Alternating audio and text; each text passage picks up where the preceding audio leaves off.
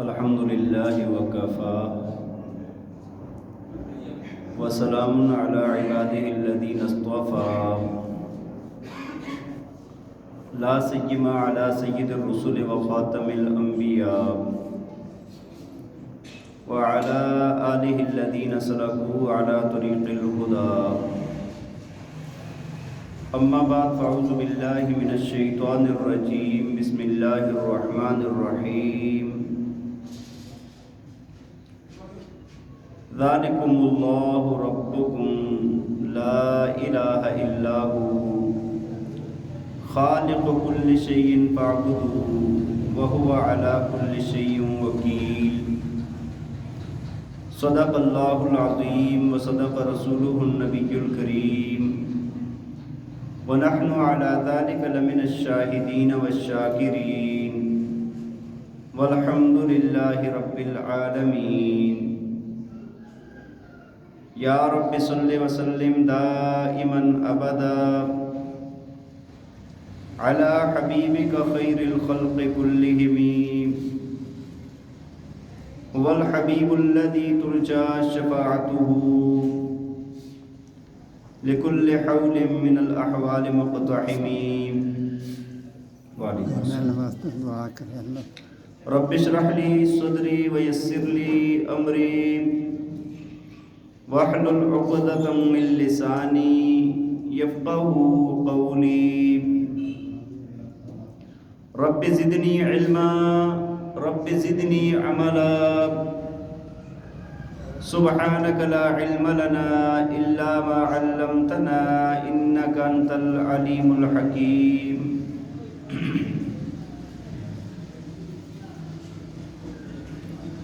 تمام حضرات محبت اور شوق سے درود پاک پڑھ لیں. اللهم صل على سيدنا ومولانا محمد وعلى آل سيدنا ومولانا محمد وبارك وسلم. اللهم صل على سيدنا ومولانا محمد وعلى آل سيدنا ومولانا محمد وبارك وسلم. اللهم صل على سيدنا ومولانا محمد وعلى آل سيدنا ومولانا محمد وبارك وسلم.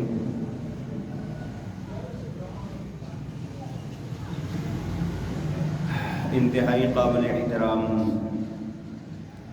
قابل صد احترام و تکریم معزز و مکرم سامعین کرام، عقائد کے بیان میں وجود باری تعالیٰ کا بیان آپ کے سامنے کیا، اور پھر اس کے بعد صفات باری تعالیٰ کے متعلق گزشتہ جمعے میں نے آپ کے سامنے ایک تمہیدی بات عرض کی تھی. اب اللہ تعالیٰ کی جو صفات ہیں ان کے متعلق آپ کے سامنے چند باتیں عرض کروں گا میں. دیکھیں، اللہ کی صفات کا بیان کرنا ناممکن ہے. اللہ کی صفات کا بیان کرنا ناممکن ہے، چونکہ اللہ کی ذات، اللہ کی صفات لامحدود ہے. اس وجہ سے اس کا بیان بھی کیا ہے؟ لامحدود ہے. اور یہ بات میں اپنی طرف سے نہیں کہہ رہا، بلکہ قرآن کریم نے خود یہ بات فرمائی ہے. اللہ رب ذوالجلال نے سورہ کہف کے اندر ایک بات بیان فرمائی. فرمایا قُلْ لَوْ كَانَ الْبَحْرُ مِدَادًا لِكَلِمَاتِ رَبِّي لَنَفِدَ الْبَحْرُ قَبْلَ أَن تَنفَدَ كَلِمَاتُ رَبِّي وَلَوْ جِئْنَا بِمِثْلِهِ مَدَدًا. فرمایا کہ اگر یہ جو سمندر ہے اس سارے کے سارے کو سیاہی بنا دیا جائے اور اس کے برابر ایک سمندر اور بھی لا کر اس کو بھی سیاہی بنا دیا جائے، دنیا کا جتنا پانی ہے اس سب کے سب کو کیا بنا دیا جائے؟ سیاہی. اور اس کے برابر اور بھی اتنا پانی لایا جائے اور اس کو سیاہی بنا دیا جائے. اور فرمایا کہ پھر اس کے ساتھ اللہ کے تعریفی کلمات، اللہ کی صفات کو لکھا جائے تو فرمایا کہ یہ سیاہی تو ختم ہو جائے گی، رب تعالیٰ کی تعریف اور رب تعالیٰ کی صفات کا بیان ختم. قُلْ لَوْ كَانَ الْبَحْرُ مِدَادًا لِكَلِمَاتِ رَبِّي لَنَفِدَ الْبَحْرُ قَبْلَ أَن تَنفَدَ كَلِمَاتُ رَبِّي وَلَوْ جِئْنَا بِمِثْلِهِ مَدَدًا. فرمایا کہ اگر سارے کے سارے سمندر سیاہی بن جائیں اور رب تعالیٰ کی تعریفی کلمات لکھنے پر شروع کرا دیے جائیں تو پھر اور اس کے برابر ایک سمندر اور بھی لایا جائے تو فرمایا یہ ختم ہو جائے گا اور رب تعالیٰ کی تعریف ختم نہیں ہوگی۔ اور دوسری جگہ پر فرمایا وَلَوْ أَنَّ مَا فِي الْأَرْضِ مِنْ شَجَرَةٍ أَقْلَامٌ وَالْبَحْرُ يَمُدُّهُ مِنْ بَعْدِهِ سَبْعَةُ أَبْحُرٍ مَا نَفِدَتْ كَلِمَاتُ اللَّهِ۔ فرمایا کہ کائنات کے سارے درختوں کو قلم بنا دیا جائے اور جتنے بھی سمندر ہیں ان کو کیا بنا دیا جائے؟ سیاہی بنا دیا جائے اور اس کے 7 گنا اور سمندر لائے جائیں، 7 سمندر اور لائے جائیں اور ان کو بھی سیاہی بنا دیا جائے۔ فرمایا کہ یہ کلمیں ختم ہو جائیں گی، یہ دریا کی سیاہی ختم ہو جائے گی، رب تعالیٰ کی تعریفی کلمات نہیں ختم ہوں گے۔ اب آپ دیکھیں کہ بھئی ایک درخت سے کتنی کلمیں نکل سکتی ہیں؟ ہاں سوچیں نا انسان، ایک درخت سے کتنی کلمیں نکل سکتی ہیں؟ سینکڑوں ہزاروں کی تعداد میں۔ اور پھر ایک باغ میں اتنے درخت ہوتے ہیں، ان سے کتنی کلمیں نکل سکتی ہیں؟ پھر پوری دنیا کے درخت جو جنگلات میں ہیں، جو باغات میں ہیں، جو زمینوں میں ہیں، جہاں کہیں پر بھی ہیں، وہ سارے کے سارے کلمیں بنا دی جائیں، یہ کلمیں لکھتے لکھتے ختم ہو جائیں گی۔ آپ سوچیں کتنی کلمیں بنیں گی اس سے، اور دریاؤں سے سیاہی کتنی بنے گی، پھر اس کے 7 گنا دریا اور ساتھ ملا دیے جائیں تو کتنی سیاہی بنے گی۔ یہ سب کو اکٹھا کیا جائے، رب تعالیٰ کی تعریف لکھنی شروع کر دی جائے تو اللہ کی تعریف مکمل نہیں ہو سکتی۔ اس کی وجہ کیا ہے؟ دیکھیں ہم کہتے ہیں نا کہ سمندر اپنی وسعتوں کے باوجود کتنا بڑا ہے، لیکن اپنی وسعتوں کے باوجود محدود ہے۔ محدود ہے نا، ختم ہونا ہے، اس میں ایک کنارہ ہے اس کا۔ درخت میں کہتا ہوں کہ بہت زیادہ ہیں لیکن محدود ہیں، محدود ہیں، لیکن رب تعالیٰ کی ذات لامحدود ہے اور رب تعالیٰ کی صفات لامحدود ہیں۔ اس وجہ سے اس کا احاطہ کرنا محدود چیز کے ساتھ ممکن ہی نہیں ہے۔ بات سمجھ آ رہی ہے کہ نہیں؟ تو اس وجہ سے میں آپ کو بات عرض کر رہا تھا کہ اللہ کی صفات کا بیان آپ کے سامنے میں عرض کروں گا، لیکن ہم اپنی گنگی زبان سے جتنی باتیں کر سکتے ہیں، جتنا بتا سکتے ہیں اتنا بات کریں گے۔ اس سے آگے اللہ کی صفات کا احاطہ کرنا کسی کے امکان کے اندر ممکن ہی نہیں ہے، ٹھیک ہے؟ لیکن پھر بھی رب تعالیٰ کی ذات کا، صفات کا جب تذکرہ ہوتا ہے تو ایمان کو جلا ملتی ہے، ایمان کو نور ملتا ہے، ایمان کے اندر حرارت پیدا ہوتی ہے۔ اپنے رب کی جب بات ہوتی ہے تو وہ بات سب سے اونچی بات ہوتی ہے۔ دیکھیں نا بھائی، بات یہ ہے کہ جب بات دنیا والوں کی ہوگی تو وہ دنیا دار ہیں، اور جب رب تعالیٰ کی عظیم ذات کی بات ہوگی، اس کی صفات کی بات ہوگی تو وہ بات سب سے اونچی ہوگی۔ اچھا، تو میں بلا کسی تمہید کے اصل بات کی طرف آتا ہوں کہ اللہ تعالیٰ کی صفات میں ایک صفت ہے رب تعالیٰ کا خالق ہونا۔ رب تعالیٰ کا کیا ہونا؟ خالق ہونا، خالقیت والی صفت۔ بھائی خالق کا مطلب کیا ہے؟ کہ جس نے ذرے سے لے کر آسمان تک کو خود پیدا کیا ہے۔ اتنے بڑے بڑے آسمانوں کو، زمینوں کو، دریاؤں کو، صحراؤں کو، چاند سورج ستاروں کو، ہر طرح کے حیوانات کو، چیونٹی سے لے کر اونٹ تک، ہاتھی تک کے جانور کو، بڑے سے لے کر چھوٹے تک، ایک ذرے سے لے کر پہاڑ تک کو بنانے والی ذات کون سی ہے؟ اللہ کی ذات ہے۔ تمام کا پیدا کرنے والا کون ہے؟ اللہ ہے۔ اور اس پیدائش کے اندر رب تعالیٰ کے ساتھ کوئی بھی شریک، یہ اللہ کی ایسی صفت ہے کہ اس میں اللہ کے ساتھ کوئی اور شریک، اللہ تعالیٰ نے یہی بات تو بیان فرمائی ہے نا، فرمایا ذالکم اللہ ربکم، فرمایا یہ تمہارا رب ہے، تمہارا پروردگار ہے۔ ہاں، لا الہ الا ہو، وہ کون ہے؟ فرمایا جس کے ساتھ کوئی معبود، کوئی دوسرا الہ۔ آگے فرمایا خالق کل شیء، وہ اللہ ہر چیز کا پیدا کرنے والا ہے، وہ ہر ذرے کا، بڑی سے لے کر چھوٹی چیز تک ہر چیز کا پیدا کرنے والا وہ رب ہے۔ جب پیدا کرنے والا وہ ہے تو ساتھ ہی فرمایا فاعبدوہ، اب عبادت کا حق بھی صرف اسی کا ہے، اسی کی عبادت کرو۔ ہاں، کتنے بہترین انداز میں بیان فرمایا، تمہارا وہ رب ہے، اس کے ساتھ کوئی معبود نہیں، ہر چیز کا پیدا کرنے والا ہے۔ جب یہ ساری باتیں اس کی ہیں تو فاعبدوہ، پھر کیا کرو؟ اس کی عبادت کرو، پھر اس کی کیا کرو؟ عبادت کرو۔ بہرحال بات یہ عرض کر رہا تھا کہ رب تعالیٰ کی ذات خالق ہے، یہ اللہ تعالیٰ کی صفت ہے. صفت خالقیت کس کے اندر ہے؟ صرف اللہ کے اندر ہے. اچھا، آپ کو میں ساتھیوں کو ہر بار یہ بات عرض کرتا ہوں، انسان کے دل کے اندر یہ بات آتی ہے یار لوگ بھی تو چیزیں بناتے ہیں نا. ہاں، اللہ اگر خالق ہے، اللہ بنا رہا ہے، تو بہت سارے لوگ ہیں جنہوں نے بڑی بڑی فیکٹریاں بنا دی، جہاز بنا دیے، ہاں جی، اور پٹڑیاں بچھا دی، ہاں، چاند کے اوپر پہنچ گئے، ایسی مشینریاں ایجاد کر دی، بہت کچھ بنا دیا انسان نے. بھئی ایک بات یاد رکھیں کہ رب تعالیٰ کے بنانے میں اور انسان کے بنانے میں دو فرق ہیں. کتنے فرق ہیں؟ دو.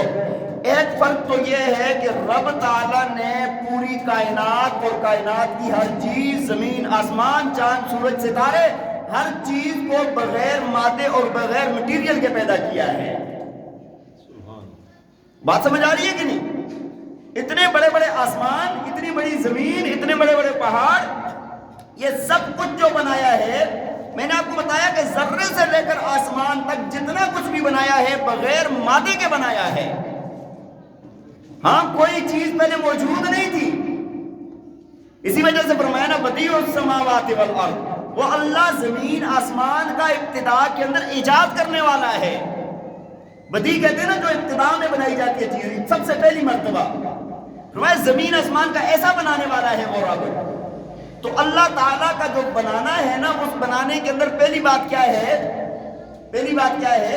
بغیر مادے کے، بغیر مٹیریل کے، بغیر کسی چیز کے اس نے سب کچھ کو بنا دیا. نیست سے ہیست کر دیا. اس نے کچھ بھی نہیں تھا اور سب کچھ بنا کے رکھ دیا. اور انسان جو بناتے ہیں اسی کی پیدا کیے ہوئے مادے میں سے، ہاں، اس نے مٹیریل پیدا کر دیا، بنا دیا، سامنے رکھ دیا. اس کے بعد عقل بھی اس نے عطا فرمائی، سمجھ بھی اس نے عطا فرمائی. اب انسان ایک چیز بنا دیتا ہے اور پھر اس کی واہ واہ ہو جاتی ہے. آپ سوچیں اگر سارے دنیا کے جتنے بھی سائنسدان ہیں نا، سب کو ایک میدان کے اندر جمع کر دیا جائے، ان کو اگر یہ نہ کہیں نا کہ جہاز بناؤ، راکٹ بناؤ، تم بڑی بڑی چیزیں بناؤ، بڑے بڑے فلسفے کرو، بڑے بڑے کام کرو، ہم یہ نہ بھی کہا جائے ایک چمٹی بنا دو، بنا دیں گے؟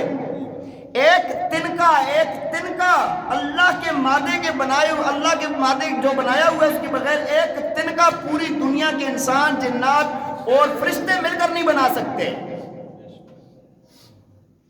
بات سمجھ آ رہی ہے کہ نہیں؟ یہ اللہ کا بنایا ہوا ہے، اس کو جوڑ توڑ کے ہم آگے چیزیں بنا لیتے ہیں. ہاں، لیکن وہ رب کون ہے جس نے بغیر مادے کے سب کچھ بنا کے رکھ دیا ہے. بات سمجھ آ رہی ہے کہ نہیں؟ دیکھیں، جو مشرکین مکہ تھے ان کو ایک اعتراض یہ بھی تھا کہ بھائی جب انسان مر جائے گا، مٹی ہو جائے گا، ریزہ ہو جائے گا، جب اس کی بال کھال سب کچھ جدا ہو جائے گا، مٹی کے اندر مٹی ہو جائے گا، تو اس کو دوبارہ کیسے پیدا کیا جائے گا؟ ہاں بھائی، ایک چیز ختم ہوگی، کیسے پیدا کیا جائے گا؟ بلکہ ایک مشرک نے، میں نے آپ کو پہلے بھی سنایا تھا، ایک مشرک نا ایک قبرستان سے ہڈی اٹھا کے لے آیا اور محفل میں آیا، کہنے لگا یہ بوسیدہ ہڈی تھی، ہاتھ میں پکڑی ہوئی تھی، اور یوں دبا کرنا اس کو چورا چورا کر دیا ہڈی کا. کہنے لگا کہ ان ہڈیوں کو دوبارہ کون بنائے گا؟ یہ دیکھو، یہ چورا ہو گئی، ختم ہو گئی ہے. ہاں، کہنے لگا قل من یحیی العظام وہی الرمیم، سورہ یاسین کی آیت ہے نا. کہنے لگا کہ کون اس کے اندر زندگی ڈالے گا، یہ بالکل چورا چورا ہوئی جو ہڈی ہے. ہاں، قل من یحیی العظام وہی الرمیم. اللہ تعالیٰ نے کیا فرمایا کہ وہی ذات اس کو پیدا کرے گی، انشاء اول مرہ، جس نے پہلی مرتبہ اس کو پیدا کیا تھا. تو رب تعالیٰ کی ذات کا جو خالقیت ہے، جو پیدا کرنا ہے، اس میں پہلی بات تو یہ ہے کہ اللہ تعالیٰ کا پیدا کرنا وہ بغیر مادے اور مٹیریل کے ہے، اور انسان کا جو بنانا ہے وہ اسی کے بنائے ہوئے مادے میں سے. اللہ تعالیٰ نے 20 پارے کی پہلی آیت کے اندر فرمایا ہے نا، فرمایا کہ ما کان لکم ان تنبتوا شجرہا، فرمایا تمہارے اندر تو یہ بھی نہیں ہے تم ایک درخت پیدا کر سکو. ایک درخت کا ایک تنکا بھی نہیں بنا سکتا انسان، ایک ریت کا ذرہ بھی نہیں بنا سکتا انسان. یہ ریت کے جو ذرات ہیں نا، یہ بھی انسان نہیں بنا سکتا. اب آپ دیکھیں نا کہ بھائی اللہ تعالیٰ نے کبھی غور کیا اپنے اس بات پر؟ ایک بالش زمین ہو نا، ایک بالش زمین جو ہے، اس کے اندر جو ریت کے ذرات ہیں، ساری دنیا کے کمپیوٹر لگ جائے نا، وہ فیل ہو جائیں گے یار کہ یہ کتنے ذرات ہیں. ہاں وہ نہیں انسان شمار کر سکتا. پوری دنیا، پوری زمین، اس کی ریت ذرات، یہ پیدا کرنے والی ذات اللہ کی ذات، اس کو خالق اور مالک کہا جاتا ہے. بات سمجھ آ رہی ہے کہ نہیں؟ تو دوسرا ایک تو یہ ہے کہ اللہ نے بغیر مادے کے پیدا کیا، اور دوسرا انسانوں کی پیدائش میں، انسانوں کے بنانے میں اور اللہ کے بنانے میں فرق یہ ہے کہ انسان اگر اللہ کے بنائے ہوئے مادے میں سے ہی بنائے، اور چیزیں تو بنا لیں، ہاں ہوائی جہاز تو یہ ہواؤں میں اڑا دیں گے، سب کچھ کر لیں گے، لیکن زیرو نہیں بنا سکتے. بات سمجھ آ رہی ہے کہ نہیں؟ اللہ نے زیرو بنایا ہے. اللہ نے دیکھیں انسانوں کو، جنات کو، حیوانات کو، اربعہ انسان، اربعہ حیوانات، اربعہ جنات اور اربعہ فرشتے اللہ نے پیدا کر دیے. سارے زیرو ہیں، سب کے اندر روح ڈال دی ہے.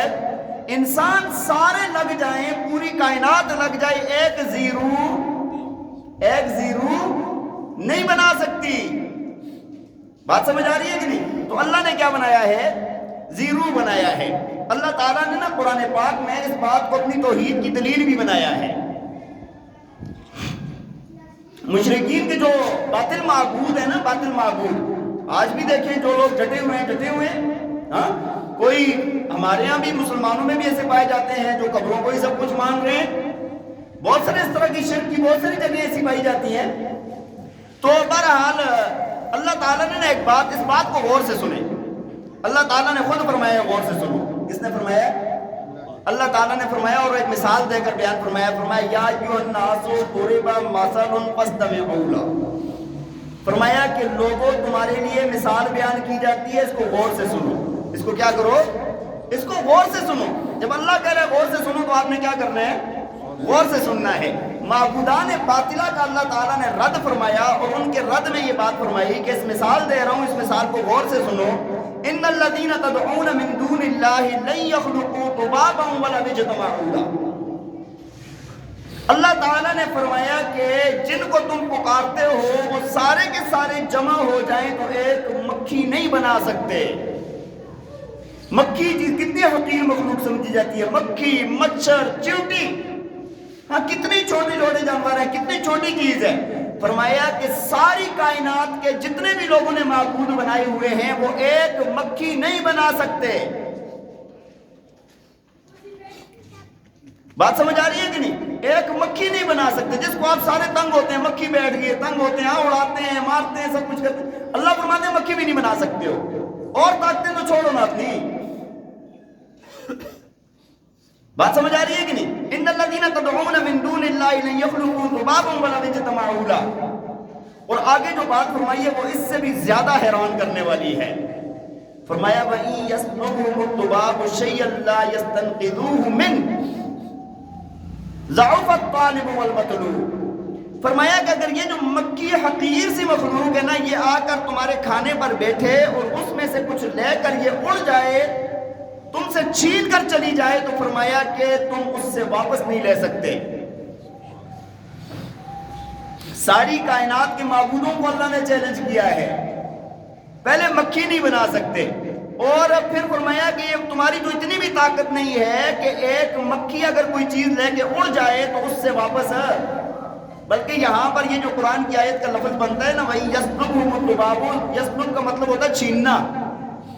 بات سمجھ آ رہی ہے کہ نہیں؟ اللہ تعالیٰ نے قرآن کو بڑے عجیب انداز میں، اللہ تعالیٰ کی ذات ہی ایسی عظیم ذات ہے. فرمایا کہ اگر مکھی چھین کے چلی جائے، مکھی کا زور دکھایا جا رہا ہے کہ مکھی تمہارے معبودوں میں تو اتنی بھی طاقت نہیں ہے کہ مکھی کا مقابلہ کریں، اس کے چھیننے کو روک دیں. وہ چھین کے چلی جائے تو اس سے واپس نہیں لا سکتے. ضعف الطالب والمطلوب. فرمایا کہ یہ جو طالب ہے اور مطلوب ہے دونوں کمزور ہیں. تم بھی کمزور، تمہارے معبود بھی کمزور ہیں. طاقت والی ذات کون سی ہے؟ ہاں وہ قوی اور عزیز ہے. آگے فرمایا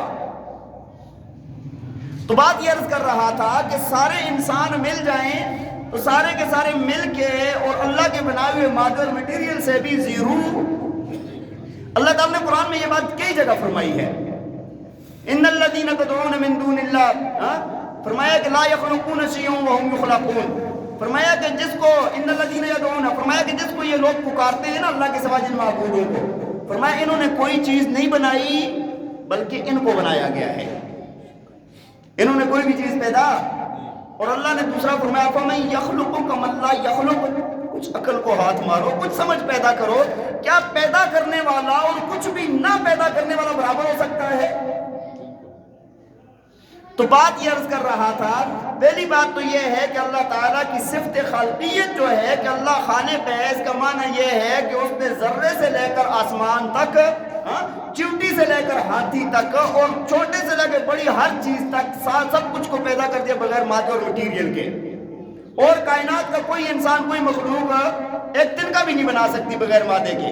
اور دوسرا یہ ہے کہ اللہ کے بنائے ہوئے مادے کو جمع کر کے ہوائی جہاز تو بنا سکتے ہیں، سب کچھ کر سکتے ہیں، لیکن روح نہیں بنا سکتے، کوئی کسی چیز کے اندر روح نہیں ڈال سکتے۔ تو پہلی بات میں نے آپ کو عرض کی کہ اللہ کی صفات میں سے پہلی صفت کون سی ہے؟ میں نے آپ کو جو عرض کیا وہ خالقیت والی کہ اللہ کی ذات کیا ہے؟ خالق ہے۔ دوسری بات مختصر سی عرض کر دیتا ہوں، دوسرا ہے اللہ کی صفات میں سے، صفات مختصہ میں سے وہ ہے علیم۔ کون سی ذات ہے اللہ کی؟ علیم ہے، علیم، علم والی ذات، ذرے ذرے کا علم رکھنے والی ذات کون سی ہے؟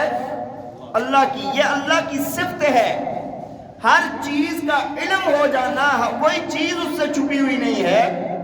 کائنات کا کوئی راز، بلکہ میں کہتا ہوں نا، کائنات کے اندر جو جو واقعات پیش آئے، جو ہو رہے ہیں اور جو ہوں گے اور جو ابد الاباد مرنے کے بعد جو واقعات ہوں گے، وہ اللہ کو اس طرح معلوم ہے جس طرح یہ ہمیں صحیح صاف نہیں نظر آ رہا اپنا۔ اس کے اندر کوئی نقص رہ سکتا ہے، اللہ کو اس سے زیادہ پتہ ہے ساری چیزوں کا۔ اور کوئی بھی ایسی مخلوق نہیں ہے کہ جس کو اللہ نے ایسا علم عطا فرمایا ہو۔ اور اس بات کو میں آپ کو مثالوں کے ذریعے سمجھاؤں گا۔ دیکھیں، درخت آپ نے دیکھے، درخت دیکھیں جی، ایک درخت پر کتنے پتے ہوتے ہیں؟ ہاں، ایک باغ میں درخت کتنے ہوتے ہیں؟ بڑے باغ جو ہوتے ہیں وہ بھی بندہ شمار ہی کرتا رہے۔ اور پھر ایک باغ کے درختوں کے پتے کتنے ہوں گے؟ سوچے کبھی؟ جیسے بھی پتے ہیں، جن کے جو مرضی بڑے چھوٹے جس طرح کے پتے ہیں نا، درختوں پر پتے ہیں نا، ہاں، اور پھر پوری دنیا کے درختوں کے پتے، کوئی ان کی تعداد کا اندازہ لگا سکتا ہے کہ بھائی درختوں پر کتنے پتے ہیں؟ میرے رب کو جتنے بھی درخت ہیں ان پر جتنے بھی پتے ہیں، وہ پتے جس طرح حرکت کرتے ہیں ہوا سے، ان کی ہر حرکت کا پتہ ہے۔ ہاں، پھر یہ پتا جب پیدا ہوتا ہے، پیدا ہونے سے لے کر یہ جب تک گرتا ہے، گرنے تک کا ہر حالت کا رب تعالیٰ کی ذات کو معلوم ہے۔ اور یہ میں اپنی طرف سے نہیں کہہ رہا، آپ کہیں گے مولوی صاحب پھینک رہے ہیں، قرآن کہہ رہا ہے۔ کون کہہ رہا ہے؟ قرآن کہہ رہا ہے۔ اللہ نے فرمایا اپنے پاک کلام کے اندر، فرمایا وَمَا تَسْقُطُ مِن وَرَقَةٍ إِلَّا يَعْلَمُهَا، فرمایا کہ کوئی درخت کا پتا گرتا نہیں ہے مگر تیرے رب کو معلوم ہوتا ہے، تیرے رب کے علم میں ہوتا ہے۔ دیکھیں یہ پتے کی انتہائی حالت بیان کی گئی ہے، جب پتا ناکارہ ہو کے گر رہا ہوتا ہے۔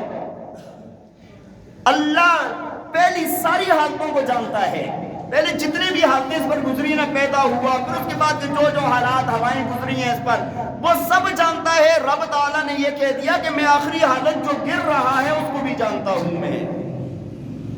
رب کا علم ایسا ہے۔ اچھا پھر ایک بات اور آپ بتائیں، یہ جو کاشتکاریاں ہوتی ہیں، ہاں، زمینوں کے اندر بیج ڈالے جاتے ہیں، چاول کے، گندم کے، مکئی کے، ہاں، مختلف اناج جتنے بھی آتے ہیں، ہاں، وہ سارے کے جتنے بیج ڈالے جاتے ہیں، یا جو رب تعالیٰ کی طرف سے خود ہر چیز کا بیج ہوتا ہے، بیج لگ جاتا ہے، اس کا کوئی شمار کر سکتا ہے؟ ایک کھیت کے بیجوں کا شمار کر سکتے ہیں؟ ہاں، پھر دنیا کے اندر اتنے کھیت، اتنی زمین، اس کے اوپر پودے اگنے والے، اناج اگنے والے، ہاں، ہر چیز کتنا زیادہ ہوگا، کتنا زیادہ ہے۔ ہاں، اس سب کا علم میرے رب کی ذات کو ہے کہ بیج کون سا کہاں پر ہے، کیسا ہے، کون سا اگے گا، کون سا نہیں اگے گا۔ ہاں، زمین کے نیچے اس کی حفاظت کرنے والی ذات، اس کو سیدھا کرنے والی ذات، وہ سارے کے سارے کام کرنے والی ذات رب تعالیٰ کی، اور اس کی حرارت کو جانتا ہے۔ اور یہ بھی رب نے قرآن میں کہا ہے۔ یہ بھی کہاں پر کہا ہے؟ وَلَا حَبَّةٍ فِي ظُلُمَاتِ الْأَرْضِ وَلَا رَطْبٍ وَلَا يَابِسٍ إِلَّا فِي كِتَابٍ مُبِينٍ۔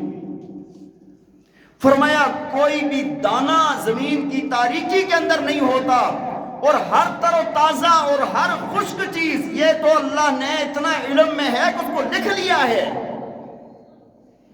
آپ کا یہ کام تو ہونا ہے نا، ابھی کوئی ہوا ہے، کوئی ہونا ہے۔ رب تعالیٰ نے زمانوں پہلے اس کو لکھ لیا ہے اپنے پاس لوح محفوظ میں۔ ایسا علم ہے رب تعالیٰ کی ذات کا۔ اچھا، پہلے جیسے میں نے آپ کو مثال دی تھی کہ ایک بالی زمین ہو، ہاں، اس کے ذرات کتنے ہوں گے؟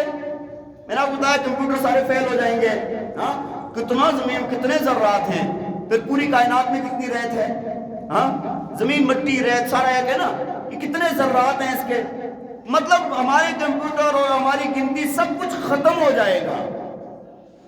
رب تعالیٰ کو اس کا بھی علم ہے کتنے ہیں، ہاں، اللہ تعالیٰ کی ذات کو اس کا بھی پتہ ہے کہ یہ ذرات کتنے ہیں، کتنے ریت کے دانے ہیں، کتنی ریت ہے، کتنے ذرات ہیں۔ رب تعالیٰ کو ہر ذرے کا علم ہے۔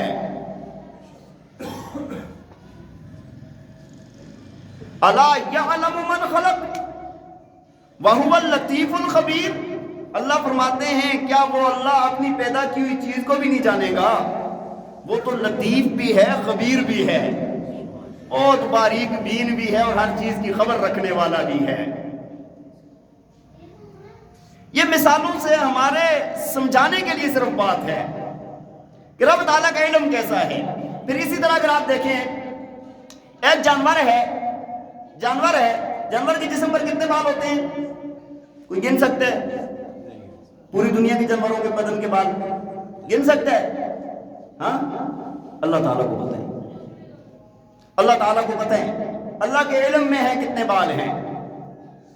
حدیث شریف آپ نے سن رکھی ہے نا، فرمایا کہ جب کوئی بندہ قربانی کرتا ہے تو اللہ تعالیٰ ہر بال کے بدلے میں کیا دیتے ہیں؟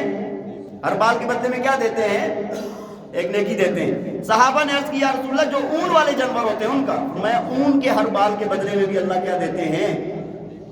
نیکی دیتے ہیں۔ اس کو پتہ ہے کتنے بال ہیں، اس کو پتہ ہے کتنے بال ہیں۔ یہ بات سمجھ آ رہی ہے کہ نہیں؟ تو رب تعالیٰ کا علم وہ اس کا کوئی مقابلہ نہیں ہے، بلکہ پوری کائنات کا علم، جتنے بھی علوم ہیں نا، ہاں، پوری کائنات کے جتنے بھی علوم ہیں، جتنے بھی اللہ نے انسانوں کو، تمام مخلوقات کو اللہ تعالیٰ نے عطا فرمائے ہیں، اور ان میں جتنے بھی اللہ نے انبیاء کو عطا فرمائے ہیں۔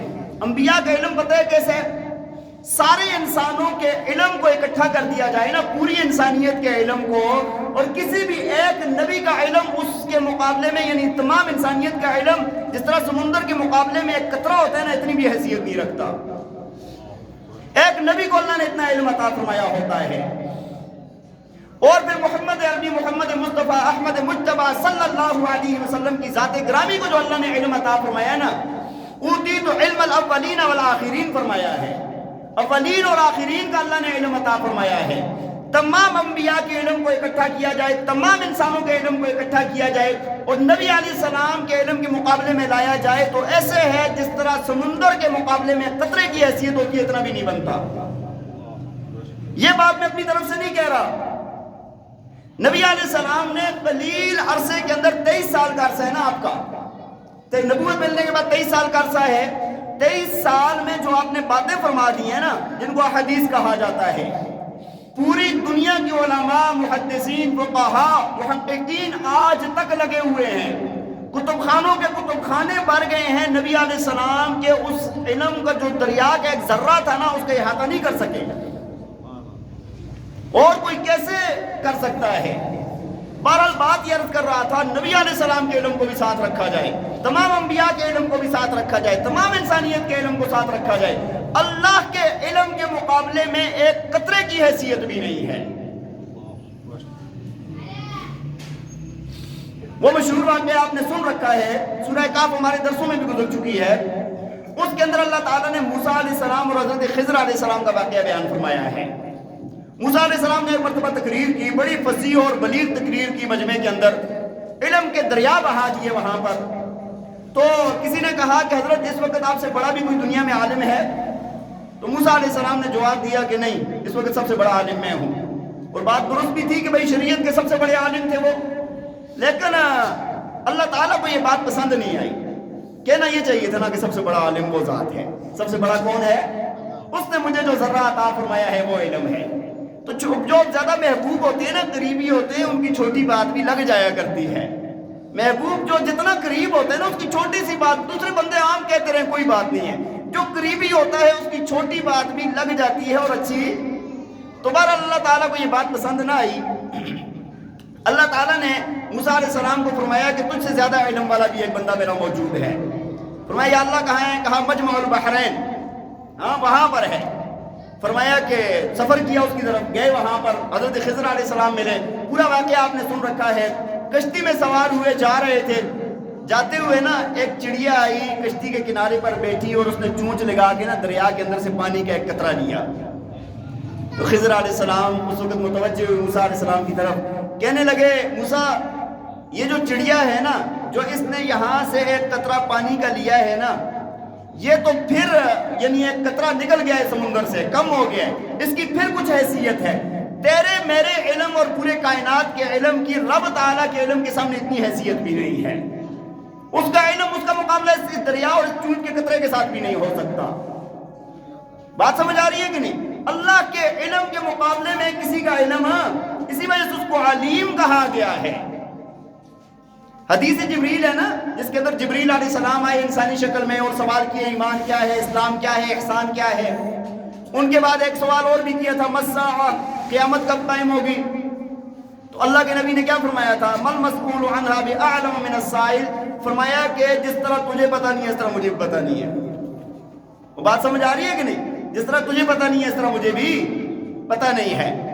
ایک مرتبہ اللہ کے نبی سے ایک بندے نے پوچھا، یا رسول اللہ سب سے زیادہ اللہ کی پسندیدہ جگہ کون سی ہے اور ناپسند جگہ کون سی ہے؟ اللہ کے نبی نے فرمایا کہ بھائی جبریل علیہ السلام آئیں گے نا تو پوچھ کے بتاؤں گا، مجھے اس بات کا علم نہیں ہے. اور جب جبریل علیہ السلام آئے، جبریل علیہ السلام سے پوچھا کہ بندے نے سوال کیا ہے کہ بھائی سب سے زیادہ اچھی جگہ اللہ کے نزدیک کون سی ہے اور سب سے بری جگہ کون سی ہے؟ جبریل علیہ السلام نے عرض کی کہ حضرت مجھے بھی نہیں پتا، میں اللہ سے پوچھ کر بتاؤں گا. مجھے بھی نہیں پتا، میں کس سے پوچھ کر بتاؤں گا؟ اللہ سے پوچھ کر بتاؤں گا. اللہ تعالیٰ کے دربار میں یہ پیغام لے کر گئے کہ یا اللہ نبی علیہ السلام پوچھ رہے ہیں کہ آپ کی سب سے زیادہ پسندیدہ جگہ کون سی ہے اور سب سے زیادہ ناپسند جگہ کون سی ہے؟ اللہ تعالیٰ نے فرمایا احب البلاد الی اللہ مساجدها وابغض البلاد الی اللہ اسواقها. فرمایا کہ اللہ کی سب سے محبوب جگہ دنیا کے اندر مسجد ہے اور سب سے مقبوض جگہ، سب سے بری جگہ بازار ہے. یہ پیغام لا کر بتایا، نبی علیہ السلام نے بتایا. اور اس دن جبریل علیہ السلام نے عرض کی تھی یا رسول اللہ آج میں آپ کا پیغام لے کر گیا ہوں تو آج جو مجھے اللہ کا قرب ملا ہے نا اس سے پہلے کبھی نہیں ملا. نبی علیہ السلام کی شان ایسی ہے، فرمایا کہ آج آپ کے پیغام اور قاصد ہونے کی وجہ سے آپ کا قاصد بن کر گیا تھا، مجھے اللہ کا سب سے زیادہ قرب حاصل ہوا جو آپ سے آج سے پہلے نہیں ہوا. آپ نے پوچھا کہ کتنا قرب ملا ہے؟